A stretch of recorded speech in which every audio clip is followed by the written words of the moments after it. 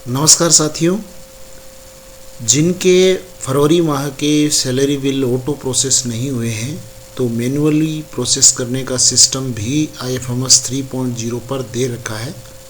तो ये कहाँ पे ऑप्शन, आप बिल्स में जाएंगे। बिल्स में आप जब क्लिक करेंगे तो आपके सामने ये ऑप्शंस खुलेंगे, जिसमें आपको यहाँ पे रेगुलर सैलरी मैनुअल ये आपको ऑप्शन दिखेगा। इस ऑप्शन पे आप क्लिक करेंगे तो आपके सामने ये पेज खुलेगा। इसमें आपको यहाँ पे फाइनेंशियल ईयर, मंथ और ग्रुप सेलेक्ट करना है और सर्च पे क्लिक करना है। उस ग्रुप को सेलेक्ट करना है जिसके बिल अभी तक बने नहीं हैं।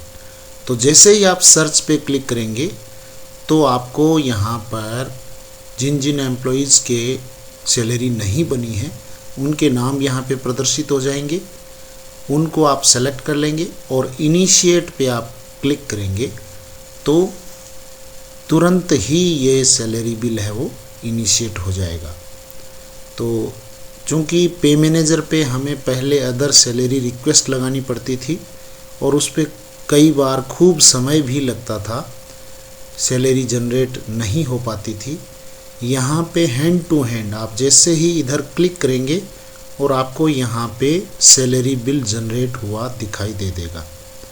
अब वो बिल अगर किसी एम्प्लॉय के डेटा में किसी प्रकार का एरर आ रहा है, यानी किसी के SIPF नंबर फीड नहीं है, तो उस एम्प्लॉय की सैलरी नहीं बन पाएगी, या अन्य किसी प्रकार का कोई एरर आ रहा है तो वो एरर शो हो जाएगा और उस एम्प्लॉय की सैलरी को छोड़ के से सभी जो एम्प्लॉयज़ है उनकी सैलरी तुरंत बन जाएगी।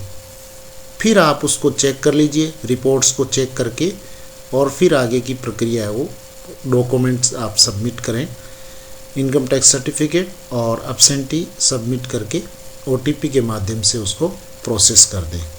तो ये तरीका उनके लिए रहेगा जिनके अभी तक सैलरी प्रोसेस है वो नहीं हुई है, ऑटो सैलरी प्रोसेस नहीं हुई है, तो आप ये तरीका अपनाएं। इस तरीके से आप मैन्युअली बिल बना पाएंगे।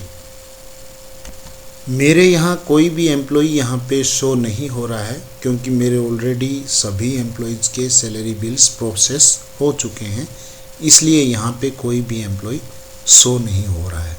जिनके भी सैलरी बिल प्रोसेस नहीं हुए हैं उनके यहाँ एम्प्लॉयज़ के नाम प्रदर्शित होंगे, employ ID, employ name, office, group, region, और यहाँ पे आप आइटम्स पर पेज को आप मैक्सिमम कर लें ताकि आपका कोई एम्प्लॉय रेगुलर सैलरी इनिशिएट से वंचित ना रहे। मैनुअली आप जनरेट कर रहे हैं बिल, तो यहाँ पे आप जो टोटल एम्प्लॉयज़ है इस ग्रुप में वो यहाँ पे मैक्सिमम यहाँ पे कर लें ताकि आपके यहाँ पे सारे जो एम्प्लॉयज़ है वो प्रदर्शित हो जाए। लेकिन ये काम करने से पहले आप पूरी एम्प्लॉय पे डिटेल को अच्छे तरीके से चेक कर लें ताकि आपको बिल रिवर्ट नहीं करना पड़े। बिल रिवर्ट कैसे करना है वो भी मेरे आप पूर्व की वीडियो देख के आप देख सकते हो, उससे आप कर सकते हो। और इसके अलावा यहाँ पे जो 2-3 मुख्य बातें जो यहाँ IFMS 3.0 पे आसान हैं, पहला ये कि किसी बिल को आप रिवर्ट कर रहे हैं तो वो बिल आप संशोधन करके तुरंत रीजनरेट कर सकते हैं। एक तो ये IFMS 3.0 की अच्छाई है। दूसरा, यहाँ पे कोई बिल जनरेट नहीं हुआ है तो आप इसको तुरंत मैन्युअली जनरेट कर सकते हैं।